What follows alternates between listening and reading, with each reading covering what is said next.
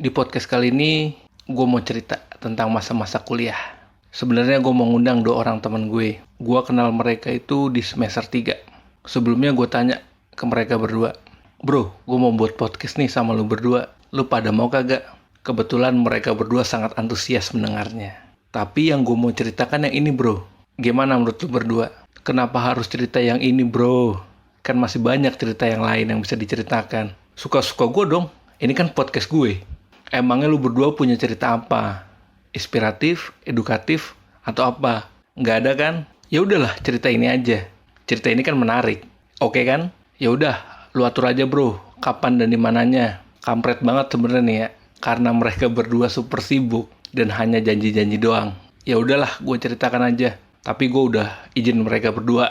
Tapi dia bilang katanya jangan sebut-sebut nama lah katanya. Gue malu untuk disebut namanya katanya. Dulu gue kuliah di salah satu universitas di Depok. Di semester 1 dan 2, gue masih dengan teman-teman yang sama. Kebetulan waktu itu gue masuk kelas 04. Tetapi di semester 3, kelas gue dipecah dan dicampur dengan kelas yang lainnya.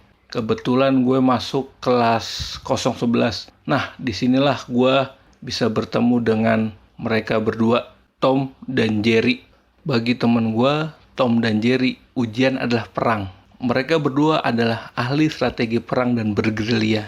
Selain itu, Tom dan Jerry juga sering dicari-cari oleh kelas lain. Tom dan Jerry dicari-cari bukan karena masalah percintaan atau masalah perkelahian ya.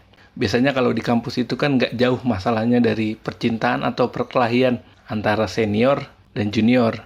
Tapi gue nggak tahu juga sih kalau di kampus lain itu masalahnya apa. Mungkin setiap kampus juga punya cerita masing-masing.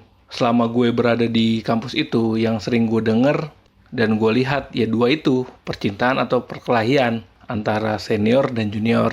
Lanjut cerita, jadi Tom dan Jerry ini dicari kelas lain itu karena mereka butuh. Butuh untuk apa? Butuh untuk belajar ujian tersendiri. Karena Tom dan Jerry juga ahli dalam ujian tersendiri. Jadi banyak dari kelas lain yang mau belajar sama mereka berdua. Jadi di kampus gue dulu tuh ada yang namanya ujian tersendiri. Nah, Tom dan Jerry ini adalah salah satu ahli dalam ujian tersendiri. Termasuk gue juga belajar sama dia untuk ujian tersendiri itu. Cuman gue nggak tahu kalau di kampus-kampus lain ada nggak yang namanya ujian tersendiri tuh.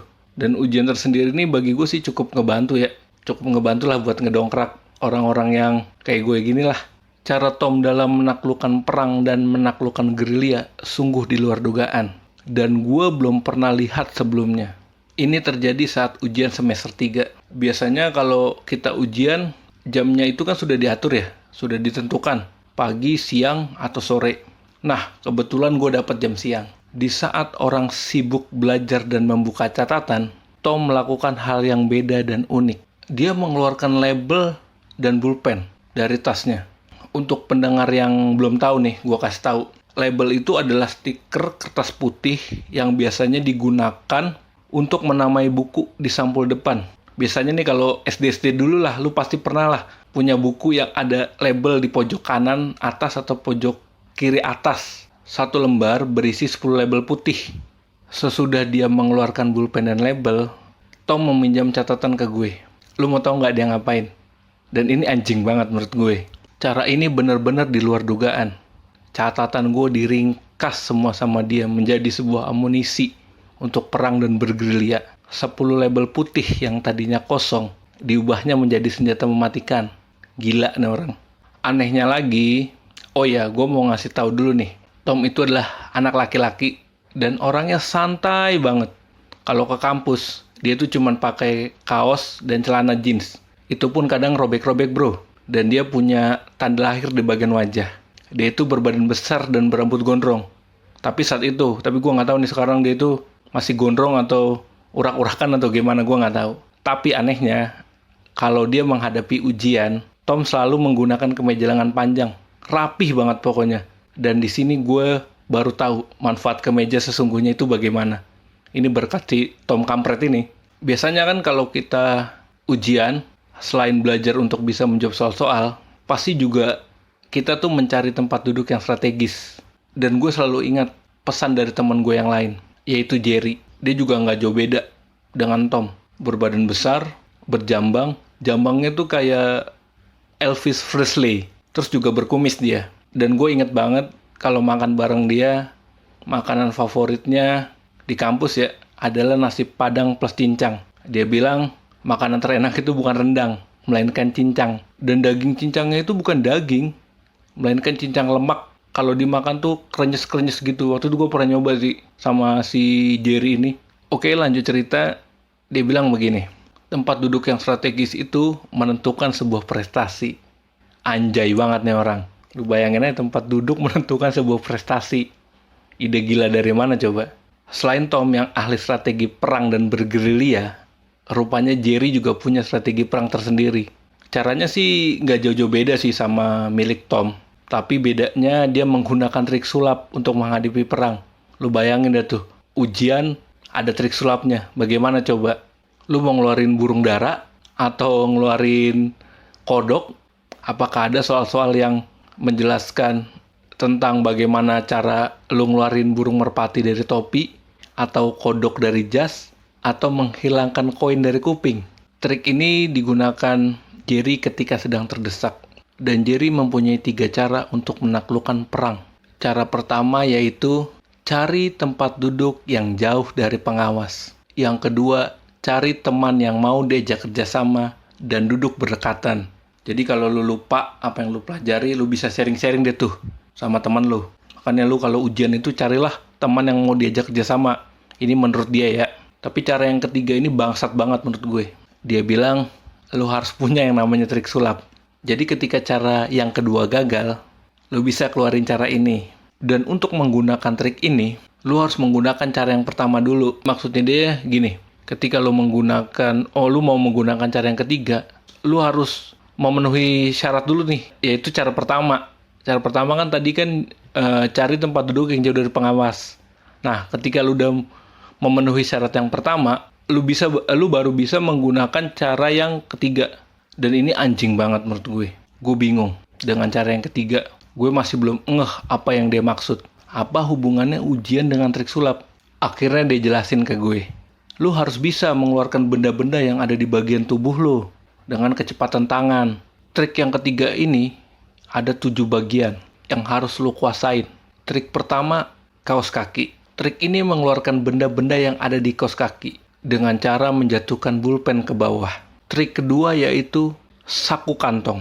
Trik ini mengeluarkan benda-benda yang ada di saku kantong dengan cara berpura-pura gatal di bagian kantong. Trik ketiga, jam tangan. Lo cukup mengendorkan jam tangan, lalu lo keluarkan benda-benda tersebut. Trik keempat, gesper. Trik ini sama dengan trik ketiga. Kendorkan, lalu keluarkan. Dan trik kelima ini kantong celana.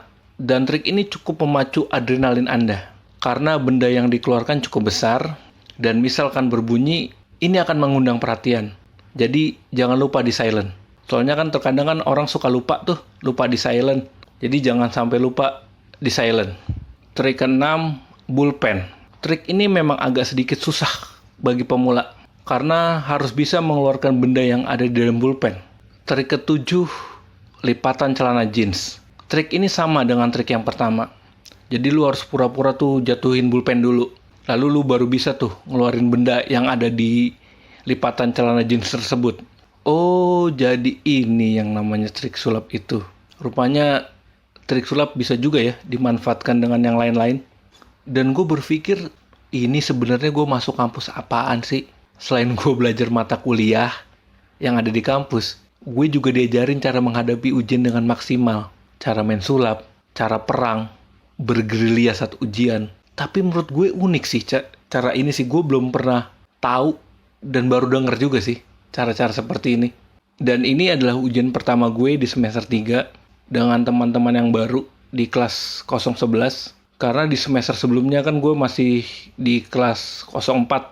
Ketika ujian berlangsung, gue coba duduk berdekatan dengan mereka berdua. Gue pengen tahu apa yang dilakukan mereka berdua. Dan gue coba mengamati apa yang dilakukan Tom saat ujian. Gue coba mengamati apa yang dilakukan Tom.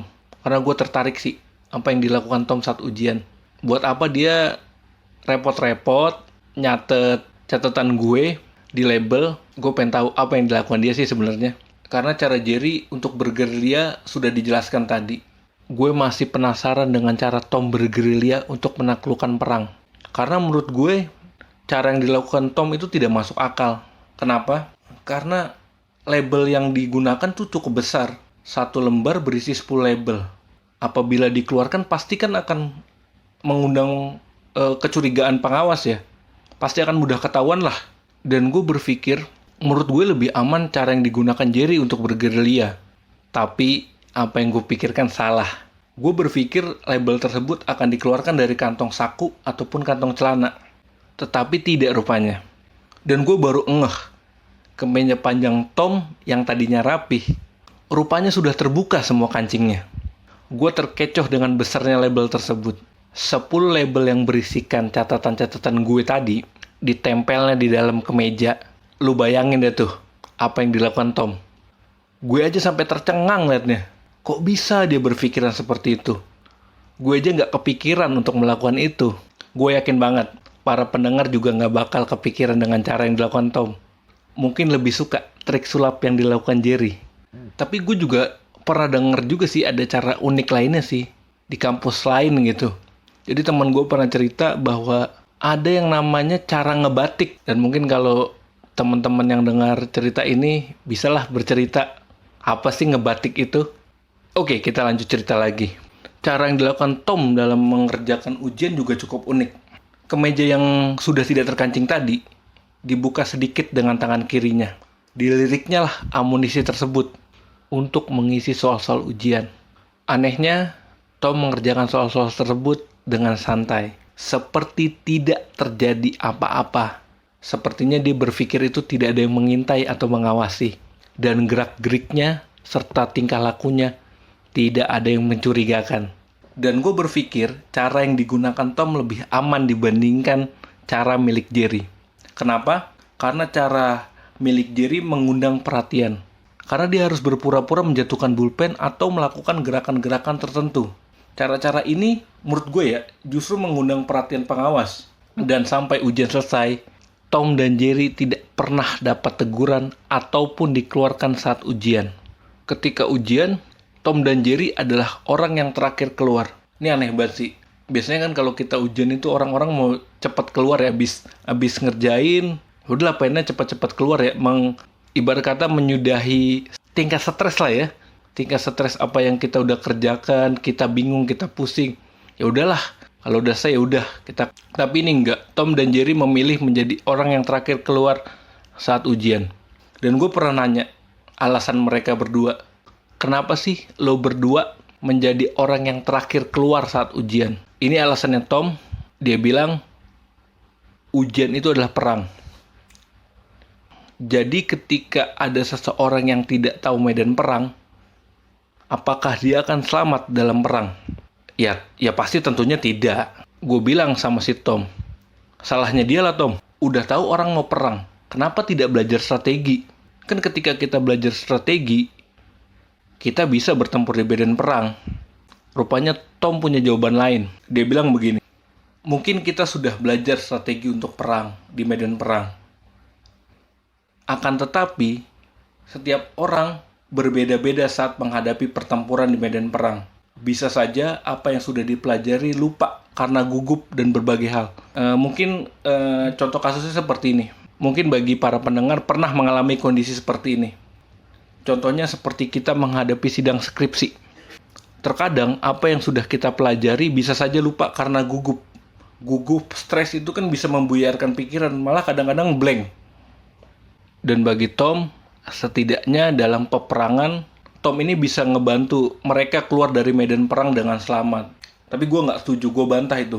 Tapi bukannya itu adalah hal yang salah, Tom.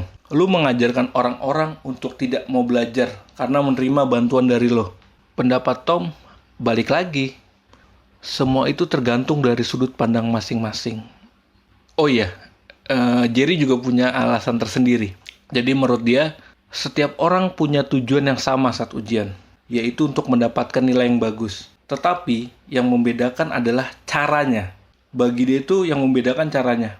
Untuk mendapatkan nilai yang bagus, tentunya kita harus belajar dengan sungguh-sungguh.